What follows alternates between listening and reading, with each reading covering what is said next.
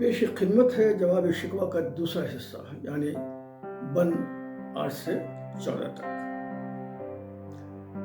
جواب شکوہ کا دوسرا حصہ پیش کرنے سے پہلے بن 1 سے 7 کا خلاصہ سنتے ہیں تاکہ جواب شکوہ کو بہتر طور پر سمجھا جا سکے۔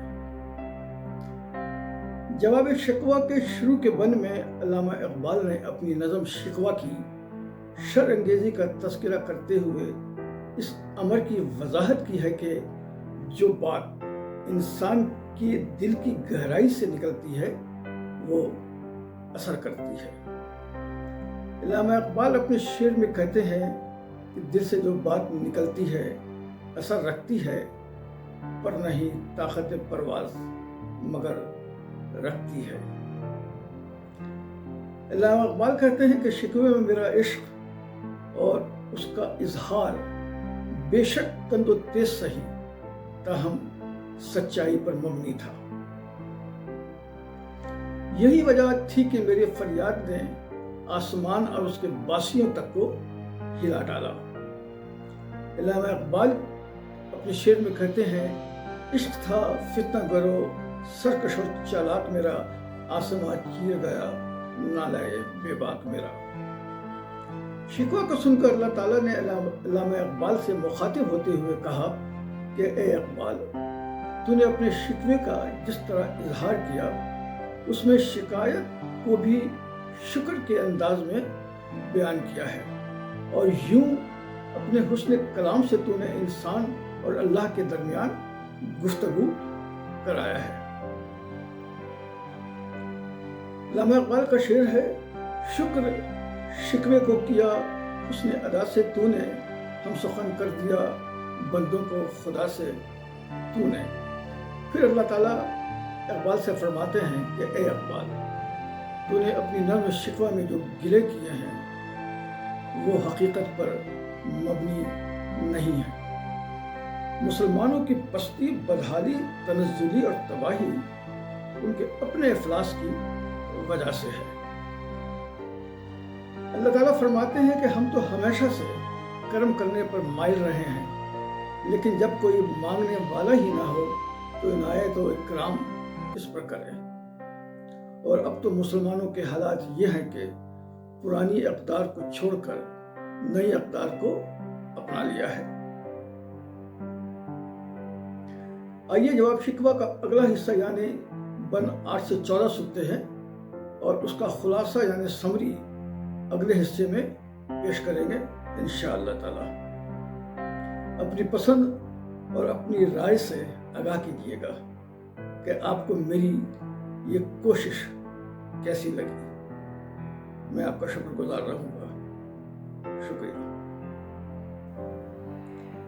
وہ بھی دن تھے کہ یہی مائع رانائی تھا، وہ بھی دن تھے کہ یہی مائع رانائی تھا، نازش موسم گل لالۂ صحرائی تھا۔ جو مسلمان تھا اللہ کا سودائی تھا، کبھی محبوب تمہارا یہی ہر جائی تھا۔ کسی یکجائی سے اب عہد غلامی کر لو، کسی یکجائی سے اب عہد غلامی کر لو، ملت احمد مرسل کو مقامی کر لو، ملت احمد مرسل کو مقامی کر لو۔ کس قدر تم پہ گراں صبح کی بیداری ہے، کس قدر تم پہ گراں صبح کی بیداری ہے، ہم سے کب پیار ہے، ہاں نیند تمہیں پیاری ہے، تب آزاد پہ قید رمضاں بھاری ہے، تم ہی کہہ دو یہی آئین وفاداری ہے۔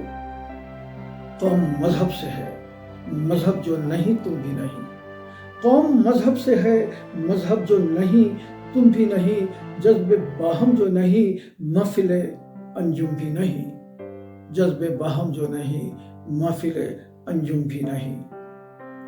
جن کو آتا نہیں دنیا میں کوئی فن تم ہو، جن کو آتا نہیں دنیا میں کوئی فن تم ہو، نہیں جس قوم کو پروائے نشے من تم ہو، بجلیاں جس میں ہو آسودہ وہ خرمن تم ہو، بیچ کھاتے ہیں جو اسلاف کے مدفن تم ہو نیکو نام جو قبروں کی تجارت کر کے، ہو نکو نام جو قبروں کی تجارت کر کے کیا نہ بیچو گے جو مل جائیں صنم پتھر کے، کیا نہ بیچو گے جو مل جائیں صنم پتھر کے۔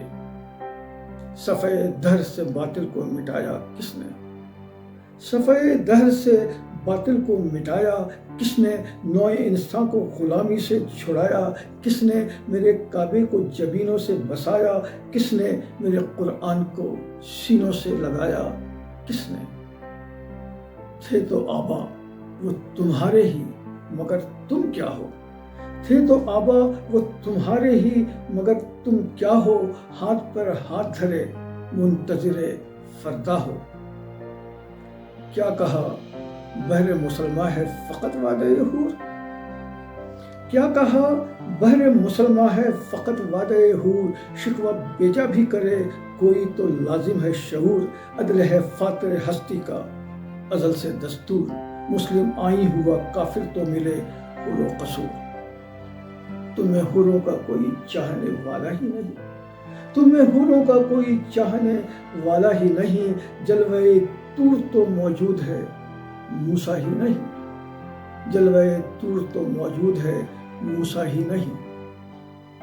منفعت ایک ہے اس قوم کا نقصان بھی ایک، منفعت ایک ہے اس قوم کا نقصان بھی ایک ہی سب کا نبی، دین بھی ایمان بھی ایک، حرم پاک بھی اللہ بھی قرآن بھی ایک۔ کچھ بڑی بات تھی ہوتے جو مسلمان بھی ایک۔ فرقہ بندی ہے کہیں اور کہیں ذاتیں ہیں، فرقہ بندی ہے کہیں اور کہیں ذاتیں ہیں، کیا زمانے میں پنپنے کی یہی باتیں ہیں؟ کیا زمانے میں پنپنے کی یہی باتیں ہیں؟ کون ہے تارک آئین رسول مختار؟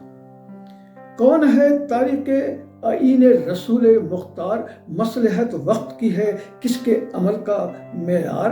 کس کے آنکھوں میں سمایا ہے شعار اغیار؟ ہو گئی کس کی نگاہ طرز سلف سے بیزار؟ قلب میں سوز نہیں روح میں احساس نہیں، قلب میں سوز نہیں روح میں احساس نہیں، کچھ بھی پیغام محمد کا تمہیں پاس نہیں، کچھ بھی پیغام محمد کا تمہیں پاس نہیں۔